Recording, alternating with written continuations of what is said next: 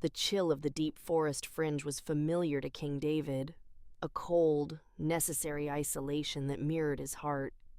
He was weary, patrolling the border not out of necessity, but out of a deep-seated need to reaffirm his control over his vast, impersonal kingdom. He was the Alpha King. Duty defined him, and emotion was a weakness he had crushed 7 years ago when the only woman he ever loved was lost. Then came the scent. It was a faint, fractured echo of something potent and ancient, cutting through the damp air like a splinter of light. It wasn't the scent of an enemy or an immediate threat. It was a ghost. An insistent, deep pull. A primal summons that overrode the 1,000 meticulous calculations of his kingly mind. David tracked the fading echo to a crumbling stone outpost where the flicker of firelight betrayed illicit activity. He saw the low, predatory crouch of Baron Kalen's men, mercenaries hired to hunt, closing in on the shadows near the back wall. And in those shadows, David saw them. A woman, thin and exhausted, her arm hooked protectively over 2 small figures. The twin girls, Jennifer and Janet, silent and terrified, were pressed against her legs. As the moonlight caught her face, David's breath hitched, the meticulously constructed wall of his composure collapsing. Sarah. She was alive. His training demanded he observe, analyze, and involve the royal guard. His political wisdom warned him that intervening for an unknown commoner was a liability. Yet, the beast within, the true unguarded alpha, roared to life, deafening every rational thought. Mine! Protect! With a low, guttural growl that shook the air, David stepped out from the trees. His voice, amplified by his alpha commands, sliced through the night, freezing Kalen's men in their tracks.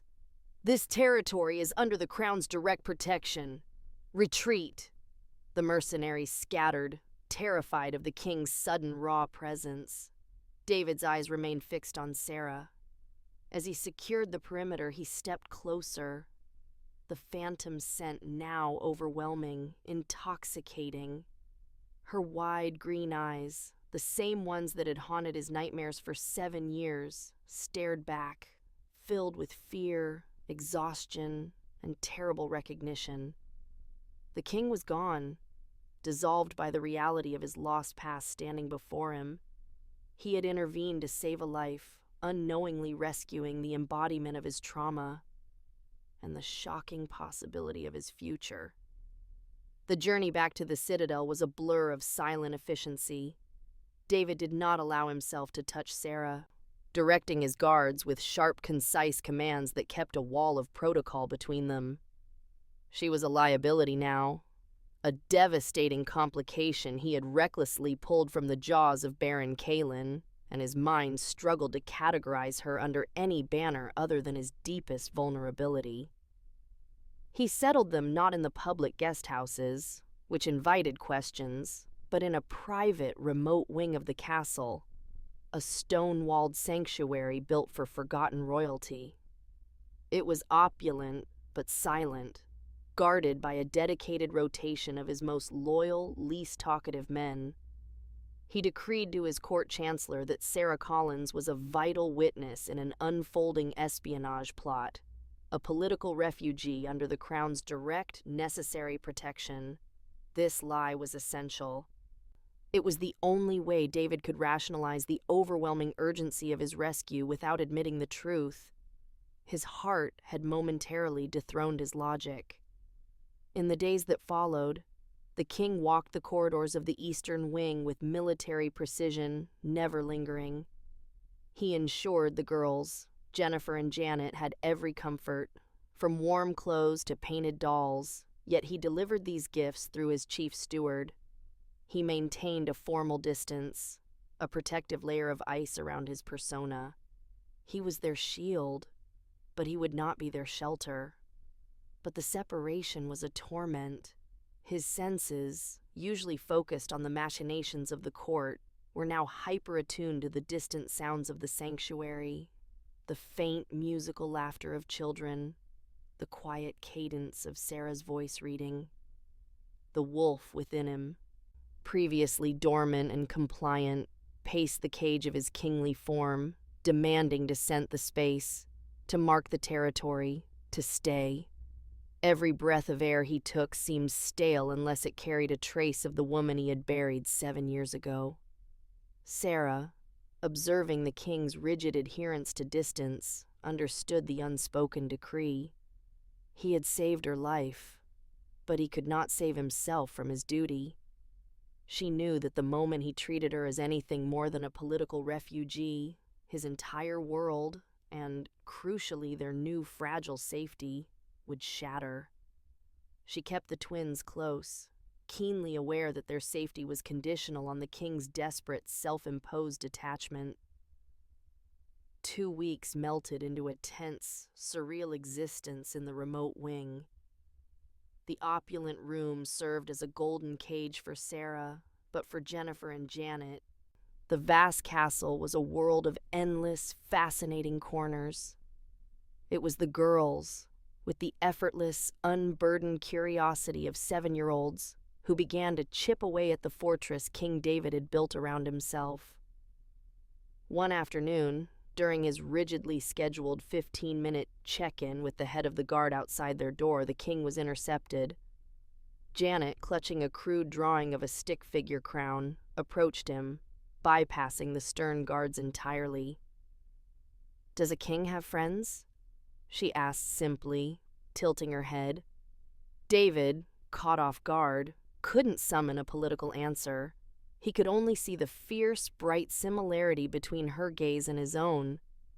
His wolf gave a soft, internal sigh of contentment he hadn't felt in years, only for David to abruptly clear his throat and dismiss the child with a brusque, "That is an inappropriate question, child," before stalking away. Sarah watched the exchange from the doorway, her chest tight. She saw the flash of profound connection in David's eyes, swiftly followed by the reflexive, agonizing self-punishment of his withdrawal. She recognized that pattern immediately. It was the same lonely intensity she had seen in him years ago, before she ran. David wasn't merely being cold or regal. He was suffering. He was a man fighting the only pure, uncomplicated source of warmth he had encountered since their shared past. As she observed him, she finally understood the depth of his trauma. His guardedness was too genuine, his avoidance too frantic, to be an act of calculated manipulation. If he knew Jennifer and Janet carried his own rare alpha blood, and if he knew they were the twins he had unknowingly conceived, he would have either immediately claimed them or destroyed them. He would not, could not, maintain this agonizing protective distance. Sarah realized with a painful clarity that cut through her fear. King David, the powerful, all-knowing ruler, truly believed she had been lost forever, and that he was merely sheltering strangers. He had saved a single mother and her daughters, but in his heart, he still had no idea he was rescuing his own family. The simple, impossible question Janet had asked, "Does a king have friends?" had done more damage to King David's self-control than any invading army. The king found himself unable to focus on treaties or trade routes, the ghost of Sarah's face and the echo of the twins' laughter crowding his senses. He needed a distraction, an anchor back to the sterile clarity of duty. He retreated to the royal archives, a chamber of cold stone and older, colder laws, hoping the weight of history would steady him. He pulled down the massive, leather-bound Lex Regia, the ultimate guide to the Alpha King's governance. As he flipped through the brittle pages, the answer he sought materialized not as comfort, but as a chilling indictment. He found the section on succession and lineage, specifically the law of the solitary crown. The text was absolute. The Alpha Rex must remain untainted by non-royal lineage within the citadel, lest the crown be weakened by vulnerable ties. Any association with common blood, if prolonged under the royal roof, shall be judged an act of treason against stability. The law wasn't about commoners. It was about political target. The king's primary goal was the absolute stability of the kingdom, and by sheltering Sarah and the twins, he had just created the three most vulnerable, most politically explosive targets imaginable, targets that Baron Kalin already knew existed. A tremor of pure, absolute panic ran through him, colder than any fear he had felt in battle. He hadn't just broken a rule.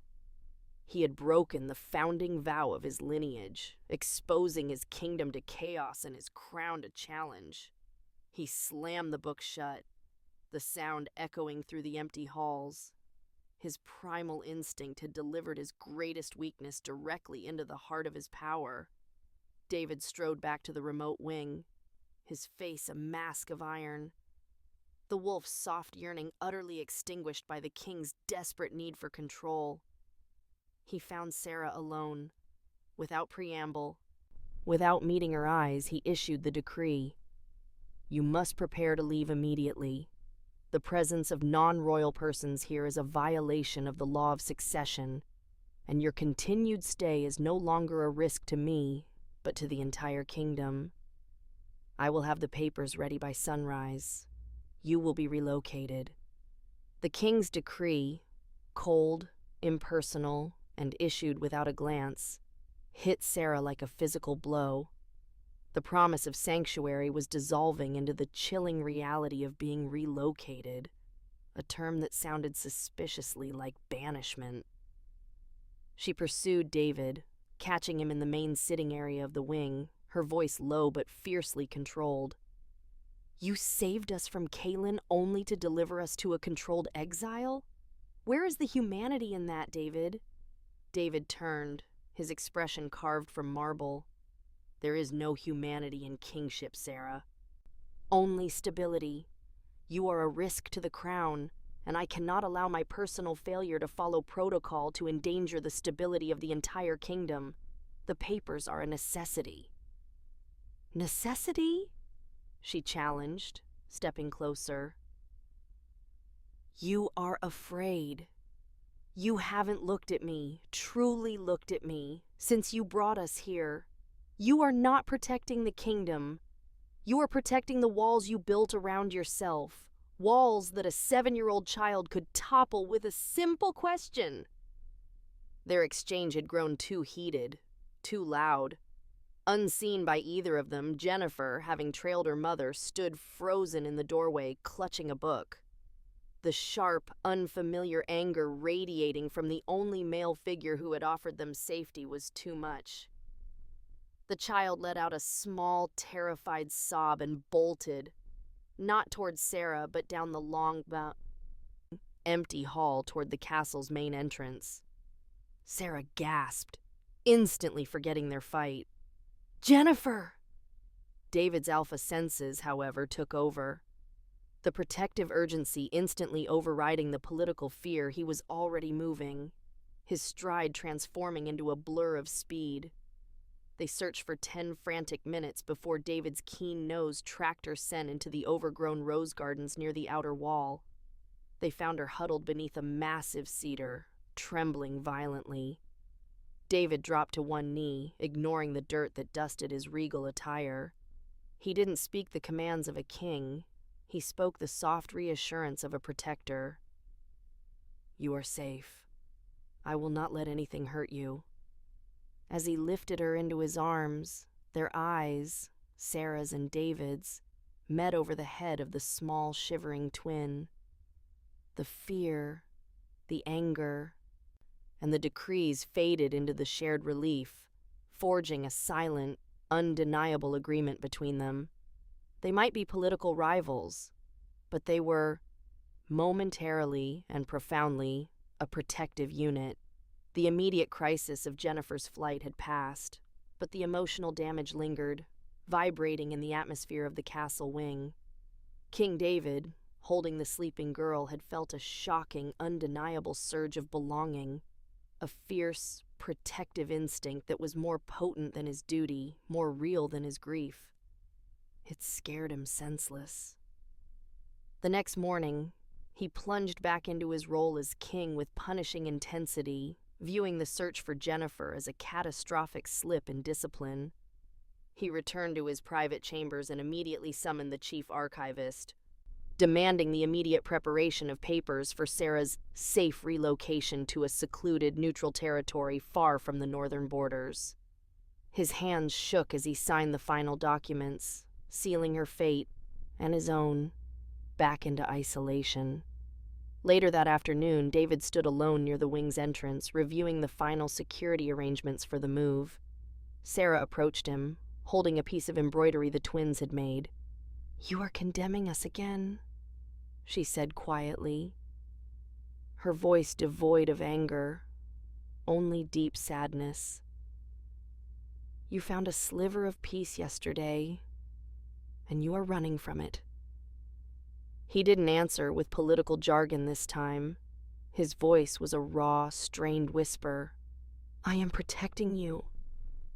I am protecting myself. What I felt when I held her, that cannot be allowed. It is dangerous." As if to prove his point, Janet, drawn by the tension, suddenly rushed up to David's side and accidentally brushed against his thigh. The minor contact detonated an explosive reaction. The brief touch, the scent of the child, triggered a response more visceral than any battle wound. David's eyes flashed gold, his jaw locked, and a low, resonant growl, deep and undeniably lupine, rumbled in his chest before he violently suppressed it. The air crackled with a dominant alpha connection he couldn't control or deny. David stumbled backward, horrified, clapping a hand over his mouth to silence the beast. Sarah and Janet froze, staring at him. He saw the naked fear in Sarah's eyes, the knowledge of what he was. His secret, hidden from her for 7 years, was now exposed, courtesy of the little girl he could not stop himself from protecting. Humiliated and terrified by his lack of control, David retreated swiftly, his last words an absolute, shaking command. "Leave. Now. The arrangements are made. You must be gone before sunrise." Sarah refused to be sent away like cargo. Though heartbroken by David's definitive rejection, her spirit was not broken. She spent the remaining hours until dawn preparing, not for exile, but for escape. She couldn't stay, risking the law of succession, but she couldn't rely on the king's relocation plan either. Moving through official channels made her an even bigger target. Her resolution was clear. She would intercept the prepared convoy and slip away before they reached the border, relying on her wits to disappear into the smaller, non-aligned villages she knew well. At the appointed hour, as the sun began to bleed color into the eastern sky, Sarah led Jennifer and Janet out of the royal wing. David, observing from a shadowed watchtower, felt a wrenching, profound regret, but hardened himself against it. He had done his duty. They were safe from his own political errors. He watched the carriage rumble out, carrying his guilt away. But David's despair was short-lived. He hadn't accounted for Baron Kalen's ruthlessness and reach. Before the convoy had traveled 5 miles from the citadel, it was violently intercepted. Kalen's larger force, alerted to Sarah's sudden movement, overwhelmed the king's guards in a swift, brutal ambush. A runner, pale and breathless, delivered the news less than an hour later. The guards were injured, the carriage abandoned, and Sarah was gone. Only the terrified twins, Jennifer and Janet, were recovered, still hidden safely in the wreckage by their mother's quick thinking. David, receiving the report in the throne room, felt 7 years of suppressed grief, duty, and terror collide. Kalen had taken her.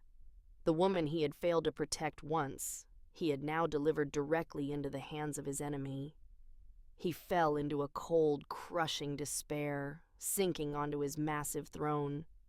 He had sacrificed his personal happiness for the sake of royal stability, only to find that the source of his greatest joy was now the instrument of his greatest political and personal weakness. He had questioned his fitness to rule before. Now, facing the wide, accusing eyes of the two little girls who were suddenly and completely reliant on him, he knew he had failed utterly. King David's private study had become a fortress of his despair. He sat, immobile and cold, with Jennifer and Janet watching him from a nearby hearthrug. Their terror was gone, replaced by a wide, unnerving curiosity about the man who was suddenly their sole, overwhelming protector. He had sent guards to search every shadowed corner of the kingdom, but Kaelin was slippery and Sarah was gone. Again. He could not look at the twins without seeing his monumental failure, yet he could not send them away. He was trapped by their wide, familiar eyes and the powerful, illogical instinct they sparked. He rose abruptly, unable to tolerate the suffocating silence.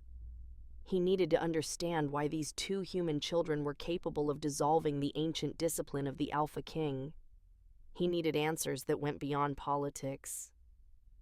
Kneeling before them, he spoke, his voice gravelly with grief. "I failed your mother. I failed her once, long ago, and I have failed her now. But I will not fail you." He pulled the girls close, crushing them against his chest in a desperate, broken apology. In that intimate, unguarded embrace, the air exploded. The moment their small bodies pressed against his, the faint scent he had always felt, the powerful, rare, unmissable essence of the Wolf Lord's lineage, hit him with the force of a thunderclap. It was not a lingering trace of an acquaintance. It was the scent of his own flesh, his own power, his own line. The realization struck him with physical agony. These were not common children. They were pure alpha. They were his. Stunned, David released them, his eyes wild with the primal knowledge of paternity. Janet, frightened by his intensity, clutched a crumpled piece of parchment she'd been hoarding. "Mommy said I had to keep this safe if she wasn't here." David snatched the paper. It was Sarah's tight, familiar script, dated moments before she'd left the castle. The note was a frantic confession. She had faked her death and fled 7 years ago, pregnant with twins, because a minor seer had warned her that their birth would be perceived as a political challenge to the crown. She was protecting them from the very laws that now ruled him. The note ended with a final, desperate plea. "They are yours, David. My secret dies with me. Protect them with the strength of the king." David crumpled the note, the grief for his lost love transforming into a molten, unquenchable rage. His isolation was over. His purpose had shifted. He was no longer just the king protecting the crown. He was the alpha protecting his mate and his heirs. Baron Kaelin had not just taken a hostage, he had triggered a war.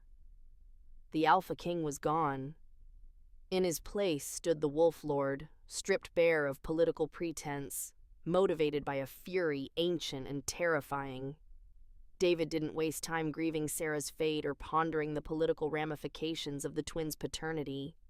He had a mate to rescue and daughters to secure. He strode from his private study directly into the main war room, where his most trusted royal guard, including the stoic Commander Rexus, were mapping fruitless search patterns. David's presence was electric. His scent, thick with unchecked alpha dominance and rage, made the seasoned wolves in the room instinctively dip their heads. "Kaelin," David snarled, his eyes still burning gold from the revelation, "has not merely taken a refugee. He has taken the Luna and the heirs." Rexus and the others stared, shock warring with disbelief. David slapped Sarah's crumpled note onto the table. "These are my daughters, born 7 years ago. Sarah fled to save them from a decree I now nullify. Kaelin believes he holds a bargaining chip. He holds the detonator to my throne." David's voice deepened. taking on a resonant quality that compelled absolute loyalty. We fight this war not for the crown, but for the bloodline. We fight for family. The guards, who had served their king with silent duty, now looked upon him with a fierce, unified passion. The objective shifted from strategic defense to righteous, primal vengeance. David ordered the mobilization of the elite Shadow Guard, calling upon the specialized forces usually reserved for continental war. He bypassed all bureaucracy, pouring every resource into locating Kaelin's known strongholds and eliminating the Baron. That evening, beneath a blood-red moon, King David stood on the highest parapet of the citadel. Below him, the Shadow Guard prepared for deployment, a force of wolves rallying under a banner of paternal love, not political allegiance. David shifted, his body contorting into the colossal jet-black form that only the most powerful Alpha Kings ever achieved. He let out a single, earth-shattering howl that echoed across the kingdom, a promise to Sarah that he was coming, and a warning to Kaelin that the Alpha King's fury was about to be unleashed. The assault on Baron Kaelin's fortress, a derelict industrial complex Kaelin had converted into a temporary base, was swift, brutal, and orchestrated with lethal precision. King David led the charge, a towering terrifying mass of muscle and black fur. He ignored the lesser guards, tearing through the defenses with a focused rage that left only rubble and silence in his wake. He found Sarah in the central command room, chained to a support beam, her clothes torn but her eyes blazing with defiance. Baron Kaelin stood opposite her, a smug smile plastered across his face, holding a small, ornate dagger to her throat. So, the great Alpha King finally risks his precious life for a human whore, Kaelin sneered, his voice oily with false bravado. Fool. Now I have everything. The hostage to drain your political will, and the pleasure of watching you crawl. David shifted back, his human form appearing as an even greater threat. His eyes were pure, blinding gold, and his voice was a chilling, amplified command that vibrated off the stone walls. She is not a whore. She is the Luna. And you have taken the mother of my heirs, Kaelin. Your life and your lineage ends now. Kaelin laughed, a harsh, panicked sound. Heirs? You lie! You are ruled by pathetic sentiment! He pressed the dagger point against Sarah's skin, preparing to strike and break David's resolve. That final act of malice detonated the king's control. The air around David seemed to compress, and a sound that was less a roar and more the tectonic grinding of the earth erupted from his chest. The transformation was instant and absolute. He didn't shift into his standard alpha wolf. He grew into the legendary colossal form known only as the Rage of the First Alpha. His black fur bristled with raw power, his size dwarfing the entire room. Before Kaelin could react, the Alpha King moved. The concentrated blast of pure dominance sent the Baron reeling back, the dagger flying from his hand. David seized Kaelin, not with claws but with the terrifying force of his massive jaws, crushing the life from the traitor in a single definitive move. The fight was over. Sarah was safe. David, trembling with residual power, shifted back to his human form and immediately rushed to Sarah, severing her chains with a silver blade and pulling her into an embrace that was desperate, protective, and final. He had risked everything, and in doing so he had won.